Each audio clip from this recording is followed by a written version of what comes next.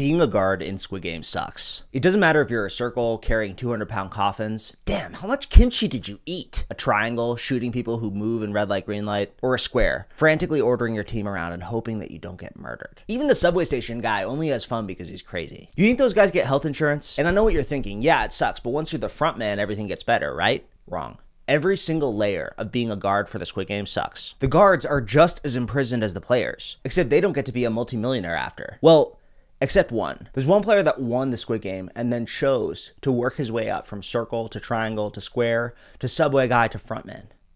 This guy. See, when Hwang In-ho won the games in 2015, he was shocked. Dad? Yep, there's a popular theory that In-ho is actually the founder of Squid Game, Il-nam's son. It has to do with him not liking milk and Il-nam saying that his son didn't like milk, but it does make sense. Anyway, I'm going to tell you the story about how In-ho had to work his way up through the ranks of the game, from shitty job to shitty job, all to gain his father's respect. And before you ask, no, this story isn't canon, but we're not getting a third season for at least a year, so shut up. And when the third season comes out, maybe we'll see if my theory's right. Our story begins with In-ho bathed in blood. See, he just won the last game of the Squid Games, musical chairs, and he's looking at the two corpses of his best friends that he's taken through the entire game. Dead. He's got over $30 million, but he feels empty, ruined.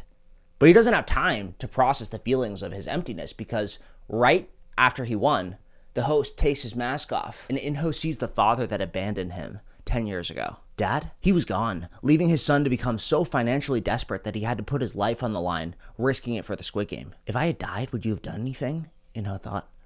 But it's too late. His father's walking away. Hey! Hey! But his father doesn't come back. The reason In-ho joined the Squid Game in the first place is because his wife desperately needs a liver transplant. And he didn't resist the games like Gi-Hun did. He killed people. He pushed people in red light, green light, broke people's cookies in Dalgana, befriended people and then stabbed them in the back, all to get back to her and save her from her cancer. But it was too late. She's dead. His brother, his mom tried to talk to him, but he was just inconsolable. He distanced himself from everybody that he knew. He sunk deep into his grief. He gave up his apartment and all his possessions after she died, living in a dorm mainly for college students. He bought a gun on the black market and twirled it in his hands, not sure if he wanted to use the gun on himself or other people, when he gets a card from the Squid Game slid under his door. The same card that his brother Gi-Hun would find years later. He called the number, and his father, Il-nam, on the other end of the line said, "Let's talk." Meeting his father on a rooftop of a building in Seoul, In-ho had all sorts of things to say. But seeing his father after all this time, he can't say any of them. He just deflates. It doesn't mean anything, Dad. The money. It never does, son. That's what the players don't understand. What do I do now? Whatever you want to do. Everything I wanted to do is buried 6 feet underground. Well, you could come and work for me. In-ho wants to stand up to his dad. He wants to tell him off for leaving him alone, for not helping him when his wife was still alive. But he's tired. It feels like he hasn't slept in the entire year after he won the games. Sure. In-ho's first job in the 2016 games is the lowest of the low, as a circle.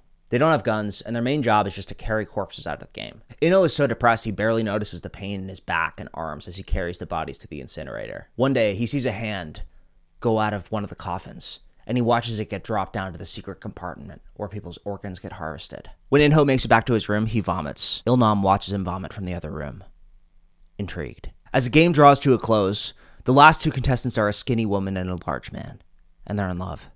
They fell in love in the game. But now they're playing a game that only has one winner. Chess. In-ho guards them and holds back tears as the girl intentionally puts her king in a vulnerable position. I love you. Go live life with your daughter. The man is crying too. I want to live it with you. Me? My parents are dead. I have nobody. Your daughter needs you. She grabs his hand, guides it towards her queen, and puts herself in checkmate. Stay with me, please. But she can't stay. The guards shoot her. After the game, In-ho checks himself into a mental institution. He wants to confess everything to his therapist, but he's shocked to learn that Il-nam is his therapist. What? I know the game is hard on you. It happens to many guards, but look. Il-nam takes out a photo of the winner playing with his daughter on a swing set. The winner looks horribly distraught. His love is dead.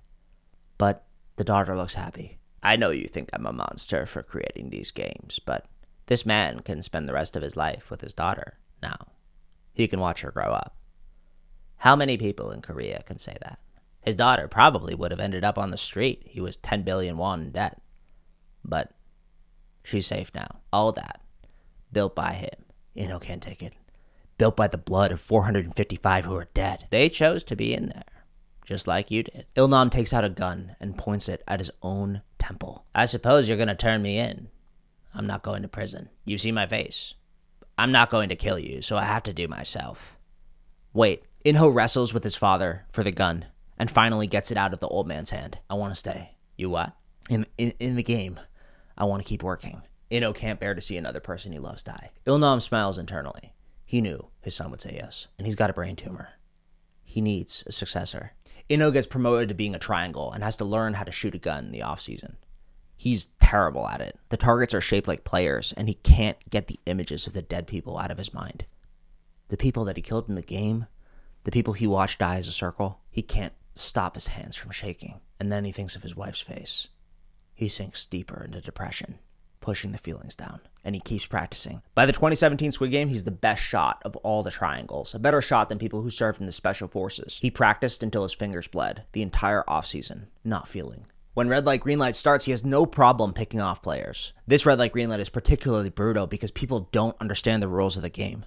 200 people die. In-ho kills. But during a friendship game of rock, paper, scissors, where In-ho has to kill an 18-year-old girl, he hesitates. His hands shake. She holds his hand. Your hands are shaking. You're still human behind that mask, aren't you? Bang.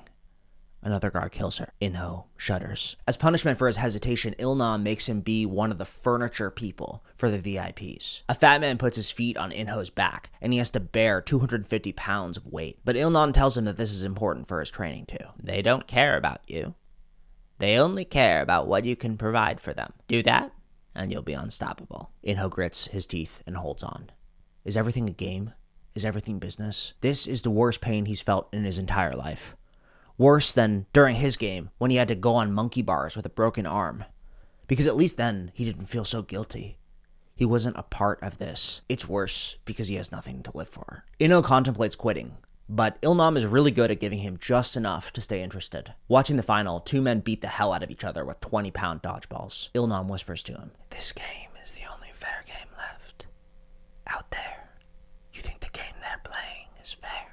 They starve. They would never have gotten a chance at wealth. So 455 people have to die, so player 300 wins the game. So what? He has a chance to truly change his life." In-ho starts to see it. The games are horrible, and yes, he's a murderer. But he understands the rationale behind it. In-ho's conscience is slipping away. He's lost to the games. As a square, it's In-ho's job to coordinate the other soldiers and listen to orders from Il-nam. He struggles to keep people organized in the special game, in the riot. Il-nam tells him to break up the fight, too many people are dying, but In-ho doesn't do anything. He watches the brutality and finally snaps. They're just trash. Violent trash, desperate to survive. That's all anyone is. So what if I'm one of them? It doesn't matter. I'm not doing anything wrong by doing this. In fact, I'm helping one of them get out of the gutter. Everybody is in complete chaos. In-ho pushes the buzzer and the guards break into the room, but it's a bloodbath. They waited too long. Even though he should be punished, Il-nam pats him on the back because he sees in his son's eyes that he finally understands the point of the game. I knew you would see it eventually. Yes, father. Il-nam gives In-ho a very important job. Recruitment. You know, the guy who plays dachi with people and slaps them. This is when In-ho is at his most insane. We see enthusiasm and even fun in his eyes as he plays dachi with the desperate souls and slaps them. Even though his feet are covered in blisters and he almost passes out from the heat in the subway station, he still enjoys it. He's so close. And when the 2019 games come around, Il-nam gives him a mask. You're ready. I'm getting old, you know. You've seen every level of these games. I trust you to run them well. And run them he does. He runs every game perfectly, unlike any coordinator Il-nam has ever seen. The VIPs love it, and Il-nam introduces In-ho to them as the planner. In-ho walks home on top of the world. In-ho? His brother, Gi-Hun, is standing right there on the street. In-ho tries to run away, but Gi-Hun grabs him. In-ho, why didn't you come to the funeral? Your wife. I'm so sorry. And it all comes flooding back. He didn't get rid of his emotions, he was just suppressing them. In-ho's tears start to flow, and Gi-Hun tries to hold on to him, but In-ho uses his newfound methods to beat him up and run away, and he disappears. All the guilt and shame and loss wasn't conquered, he was hiding from it, and now it's all come flooding back. He stands on the edge of a 200-foot bridge, ready to jump. when he hears a voice. You will get through this, son. Il-nam is there, of course. He gives In-ho a tissue. Keep the game going. Keep moving. It's the only thing any of us can do. Don't think about her. Don't think about what you're doing. Just keep moving. And Il-nam hugs In-ho for the first time in 10 years. In-ho feels safe and held and loved. But Il-nam is cold inside. He just saved his best soldier. You think the money's worth it. You think the game is justified. But being a Squid Game guard takes its toll on you. In-ho isn't human anymore. He's just the front man. The mask might as well be his face. But who knows? Maybe Gi-Hun can change him. I guess we'll have to wait until season 3.